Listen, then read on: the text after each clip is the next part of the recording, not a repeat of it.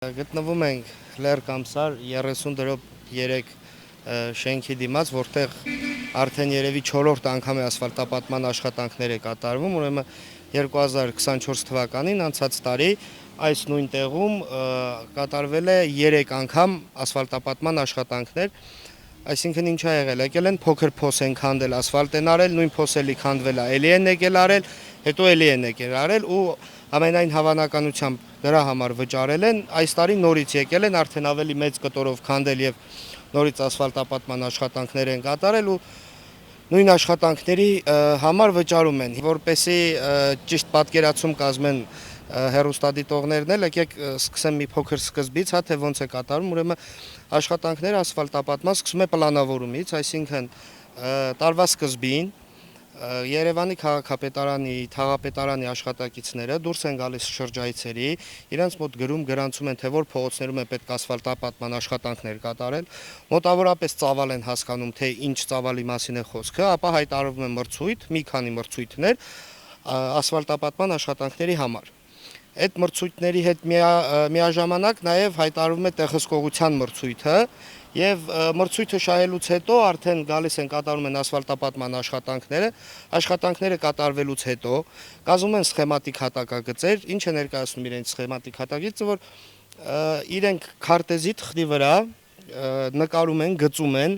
թե որտեղ են ասֆալտ արել եւ ինչ մակերեսով։ Դրա հիման վրա կազմվում է կատարողական ակտ եւ այդ կատարողական ակտի վրա շինարարը վճարվում է։ Հիմա ինչ է կատարվել այստեղ։ Այստեղ եկել են, փոքր կտոր են արել, վճարվել են։ Դրանից հետո նորից քանդվել է այդ փոսը, որտեղ անորակ է եղել աշխատանքը 1, երկրորդը մեծ կտորով անելու փոխարեն, որտեղ փոսը մեծ խորը փոսը փոքր էր, իսկ կողքերը ճաքած տեղերը ավելի մեծ, ճաքածները ինչ են կպել։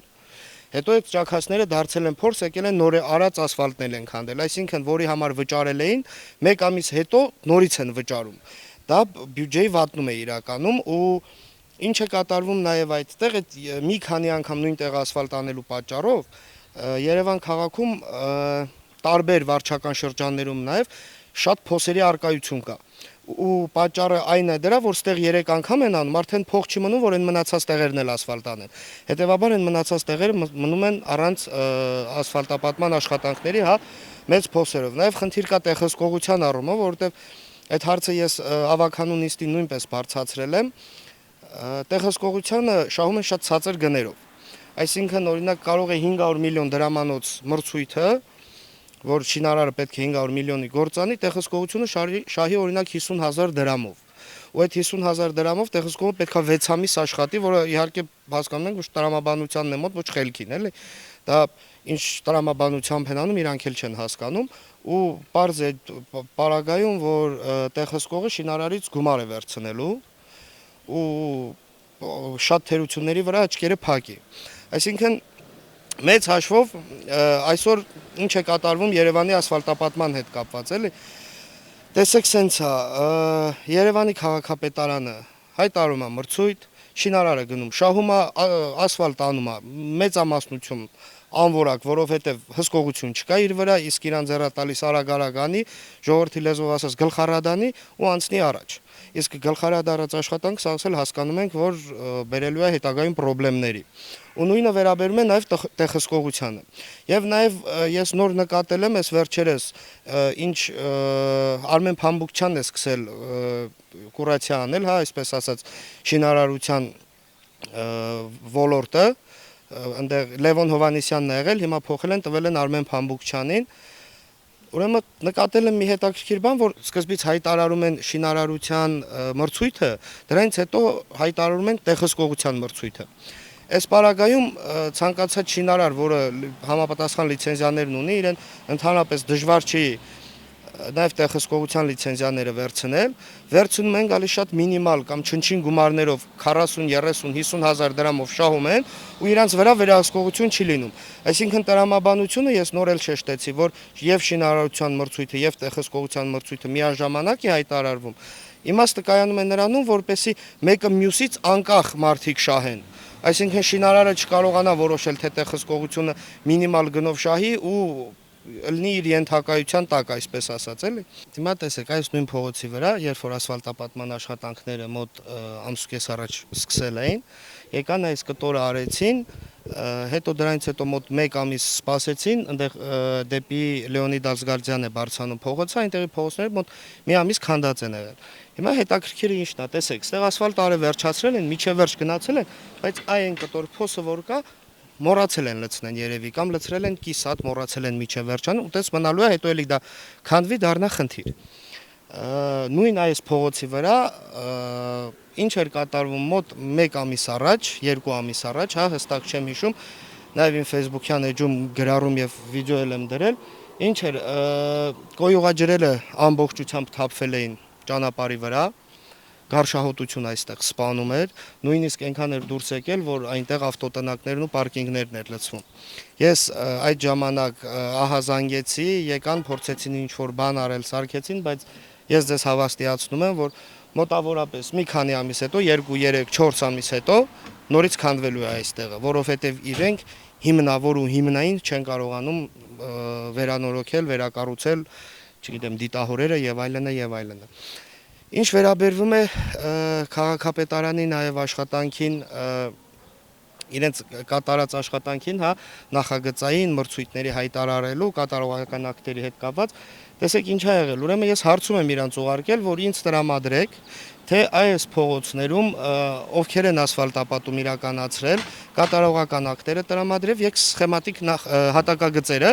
որպեսզի ես կարողանամ այդ հատակագիծը վերցնեմ, նաև այդ հատակագիծը ավելի շատ պետք է քաղաքապետարանին, որպեսզի ինքը գա այդ հատակագծով, այդ գծագրով հասկանա թե որտեղ ինչ ասֆալտ են արել ու ինքը ինչի համար է վճարել։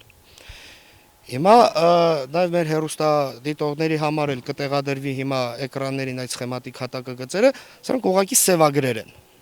Այսինքն թղթի վրա գրիչով անկապ բառի բուն իմաստով գծած, սևագրած ինչ որ փաստաթղթեր են իբրև, որոնց հիման վրա քաղաքապետարանը կատարողական ակտ ստորագրում ու գումար է վճարում։ Սա ուղղակի անթույլատրելի է։ Հասկանում եք, սևագրի հիման վրա գումար են վճարում։ Կա որևէ պատասխանատու անձ, հա, որ հետո պատասխանատու է։ Քաղաքապետարանը իրականում այո պատասխանատուներ ունի դրա համար։ Դա շինարարություն եւ բարեկարգում վարչությունն է։ Ու ինչպես պիտի ինք կատարի իր վերահսկողությունը, բացի այն, որտեղ հսկողություն գոյություն ունի, տեղ հսկողությունը դա նաև որակի հսկողություն է, որ հսկի, որ նորմալ որակով լինի եւ այլն, բայց արդեն մենք հասկացանք, որ 50,000 դրամով տեղ հսկողություն չկա, գոյություն չունի, հետեւաբար գոնե քաղաքապետարանը այդ ամեն ինչը մեղմելու համար իր աշխատողներով պետքա դուրս գա եւ փողոց առ փողոց նայի, որակը հսկի, չափերը հսկի, հասկանա թե ինչքան են ասֆալտ արել, ինչքան պետքա անեն դեռ, ինչքան ժամանակը մեկ են ընդեղանում, որովհետև նաև ինչ խնդիրել կա, փոսը գալի քանդում, մի ամիս թողում են, հետո մի ամիս հետո գալի ուղղակի տենց ասֆալտը լցնում են, մեջ թողում գնում։ Էդ էլ է անթույլատրելի, դա էլ է որակի վրա ազդում, բավականին լուրջ է որակի վրա ազդում։ Քաղաքապետարանից այո, շին բարեկարգման վարչության աշխատակիցներն են դրա համար պատասխանատու է արդեն նաև Արմեն Փամբուկչյանը, որտեղ այդ գործառույթը դրված է իր վրա, պատասխանատու է տեղհսկողությունը ու տեսեք ինչ մի հետաքրքիր բան էլ էլի ավելացնեմ նաև տեղհսկողության հետ կապված, քանի որ ես շատ եմ բարձրացնում այդ հարցը, որտեղ դա իրականում բավականին լուրջ խնդիր է, էլի, տեղհսկողությունը գալիս է 50,000 դրամով մրցույթ շահում է ու իր պայմանագրով ամեն օրվա տուժը կազմում է կարծեմ 0.015%։ Մեծ հաշվով էական թիվ չի ու իր ամբողջ պատասխանատվությունը դա այդ նույն 50,000 դրամն է։ Այսինքն ինքը շինարարից միլիոնով գումար է վերցնում, 50,000 դրամ ընդհանուր պատասխանատվություն է կրելու ամենավատ տարբերակում ու ինքը դրան դեմ չի լինելու, տանելու այդ 50,000 հետա քաղաքապետարանին, ասի պետք չի ձեր փողը, մեկը ինքը արդեն շինարարից միլիոններով գումարը վերցրել է ու ստորագրել այդ փաստաթղթերը, որոնք իրականում որակով աշխատանքներ չեն կատարվել։ Իսկ մնացած ասֆալտի հետ կապված, տեսեք, եթե քաղաքապետարանը պատասխանատվությունը չի վերցնում ուղղակի իր վրա ու այնքան որ կոպիտ ասած թուղթ է ստորագրում, տեղհսկողությունը ուղակի թուղթ է ստորագրում, ասֆալտ անողն էլ, հա, շինարարն էլ ուղակի ասֆալտ անելու, ոչ խորանալու է, որ նորմալ որակով անի, ոչ էլ։ Ու հենց այդ պատճառով էլ Երևան քաղաքում փոսերը շատ են։ Կարծեք Տիգրան Ավինյանը եւս հետեւողական է նման իր ենթականերին ասում է, որ գնացեք, մեզ ասել են կանեք։ Տեսեք, ինչ վերաբերում է Տիգրան Ավինյանին, ես երկու ռակուրսից էլի այդ հարցին պատասխանում։ Առաջինը Տիգրան Ավինյանը ինքը որպես մարդ թույլ անձնավորություն է, այսինքն իր ասածները, իր աշխատողները չեն կատարում։ Ինքը չունի այդ լիդերի ջիղը, հա, որ կարողանա օրինակ իր աշխատողին կանչի, ասի, ես հարցը պետքա լուծվի ու այդ հարցը լուծվի։ Մի տեսակետից դա է եւ երկրորդ տեսակետից իրենց ընդհանուր թիմը չեն կարողանում աշխատանքները ճիշտ կազմակերպել ու ճիշտ անել։ Իրանք կարող է ասֆալտի տեղս բանը մրցույթ հայտարարեն, օրինակ հիմա, որ արդեն պետք է աշխատանքների կեսը արդեն ավարտված լինեին, էլի։ Իրանք Նախորդ տարի է, չէ, եթե չեմ սխալվում, Այո, սկսվեցին այո, ու հենց խնդիրը դրանում է կայանում։ Իրանք ունեն իրենց ասելով ֆինանսավորման խնդիր, որ դրա համար նախատեսված գումարները դեռ մուտք չեն եղել բյուջե, բայց կառավարությունը 2.5 միլիարդ դրամ միայն անցած տարի էր տրամադրել քաղաքապետարին ասֆալտապատման համար, պլյուս 2 միլիարդ, 2 միլիարդից ավել տրամադրել են Իսակով Արշակունյաց հանգույց կառուցելու համար, որը միջև հիմա էլ նախագծման փուլում է դեռ գտնվում ու դեռ նորություն էլ չկա, արդյոք դա ալնելու է թե չէ, ու կառավարությունն էլ գումարներ տրամադրում է ասֆալտի համար, սուբսիդիաներ, դոտացիաներ եւ այլն եւ այլն։ Բայց հենց խնդիրն էլ դրանում է, որ իրանք ուղղակի չեն կարողանում ճիշտ կազմակերպել աշխատանքները։ Այսինքն այստեղ միայն որպես ասենք շինարարի խնդիրն է կամ տեղհսկողության խնդիրն է, ոչ միայն։ Իրանք եթե վերահսկողություն չունեցան, իրանք ոնց ուզեն նենց են գործանելու։ Իսկ իրանք դա չունեն, որտեվ քաղաքապետարանում չկան պատկան մարմիններ, հա, պատկան աշխատողներ, որոնք կարողանան այդ վերահսկողությունը իրականացնեն, կարողանան, չգիտեմ, շինարարի վրա թեկուզ կոպիտ, հա, ասելով բարկանալով, համոզելով, ջղայնանալով, խնդրելով գործը առաջ տանեն։ Հենա ձեզ ակնառու օրինակ, տեսեք, փոսը մոռացել են լցնել։ Սա աններելի է ուղղակի, էլի։ Հիմա այդ շինարարին պետք է ստիպել, որ նա գա այս մի փոքր փոսի համար բավականին լուրջ ծախսերանի, գա այդ փոսը վերանորոգի ու գնա։ Դիտահորերի հետ կապված շատ մեծ էլի խնդիրներ կա, որտեղ նույն նրանց էլ չեն կարողանում վերանորոգել կամ գնում օրինակ որ մաքրում են, կեղտո թողում են այդտեղ, հա, մաքրած, անձրևը գալիս է լցում է մեջը, բայց որպեսի չմտնեմ այդ թեմայի մեջ, ասֆալտից խոսեմ, նայեք, անձրևաջրերը, որ անձրևի ժամանակ գալիս այդքան հոսում են, այդ էլ են բավականին լուրջ վնաս են տալիս ասֆալտին, որովհետև դրա պատճառով ասֆալտի մեջ առաջանում են ճաքեր, ասֆալտի տակի հիմքը բանանում, հոսում է, առաջանում է այնտեղ օդային գնդիկներ, հայ, փոսիկներ, որ ծանր մեքենան որովացնում է, փոս է դառնում։ Հիմա այդ տեսակետից, նաև այդ տեսակետից էլի ասֆալտի որակը մնում է վատ վիճակում։ Տեղհսկողություն չունենք, նորմալ շինարարություն չկա, ու դե իհարկե քաղաքապետարանը բնավ վերահսկողություն կամ հսկողություն չի իրականացնում, որովհետև չեն կարողանում իրանք չի ստացվում իրանց մոտ, իրանք չեն կարողանում պատկերացնել այդ աշխատանքները ոնց պետքա կատարվեն, ոնց է ճիշտ այդ աշխատանքները որպես կատարվեն ու վերջում ունենանք նորմալ, հա, ասֆալտ Երևան քաղաքում։ Տեսեք նաև ակնառու օրինակներից մեկը, եկել են այս փողոցը ամբողջությամբ, իբր ամբողջությամբ ասֆալտապատել գնացել են։ Այսինքն տրամաբանությունը պետք է լիներ նրանով, որ ամբողջ ճանապարհ, ամբողջ փողոցը ասֆալտապատեն, որպեսզի այնտեղ փոս չլինի։ Հիմա ձեզ ցույց եմ տալիս, տեսեք, այս ճանապարհի վրայի փոսը, փոքր փոս է հիմա, որը 1 ամսից ըլնելու արդեն մեծ փոս։ Եկել են այս ճանապարհ ասֆալտապատել են, սա ու դրա նման մի քանի փոս թողել են ոնց որ կա, չեն քանդել, չեն նորոգել, չեն ասֆալտապատել, հետեւաբար սա ըլնելու է, մնալու է, դառնալու է նորից մեծ փոս։ Հետեւաբար հետո էլի պետքա վերադառնան այս փողոց։ Դա հավելյալ ծախս է, հավելյալ գումար է։ Դրա համար որ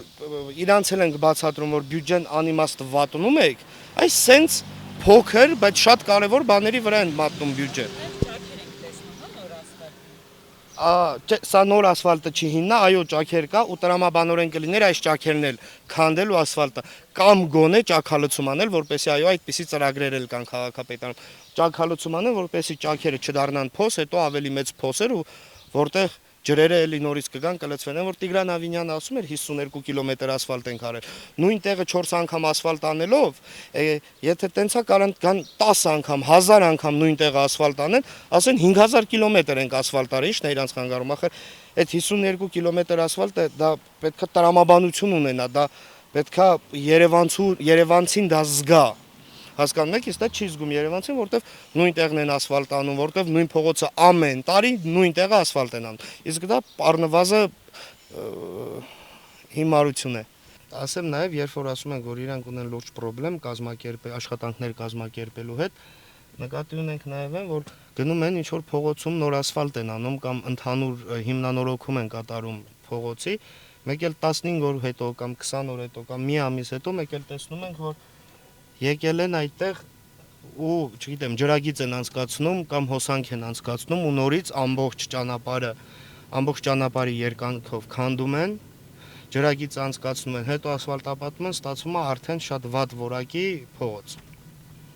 Այսինքն աշխատանքները իրականացում են վերջից, հա։ Պետք է սկզբում իրականացվեն ջրագծերը, կոյուղատարերը, չգիտեմ, դիտահորերը, նոր ասֆալտը, բայց իրականացվում սկզբից ասֆալտը նոր մնա։ Այո, ճիշտ եք ասում, տեսեք ինչ է, այսինքն նրանք պետք է գոնե սկզբից, գոնե տարվա սկզբին պլանավորեն, որ այս փողոցներում պետքա վերանորոգման աշխատանքներ կատարվեն ասֆալտ-բետոնյա ծածկի, բայց միջև այդ պետք է նաև հասկանան, որ այդտեղ պետք է արդյոք այդ տարի իրականացվեն կոյուղատարերի վերանորոգում, պետք է իրականացվեն, չգիտեմ, մալուխներ պետքա գցեն այնտեղ նորից եւ այլն եւ այլն։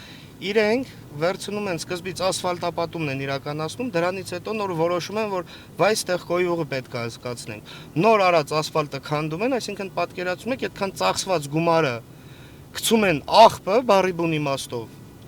Հետո նոր ասում են, դե եկեք նորից այդտեղ ասֆալտ անենք։ Դա ուղղակի, չգիտեմ,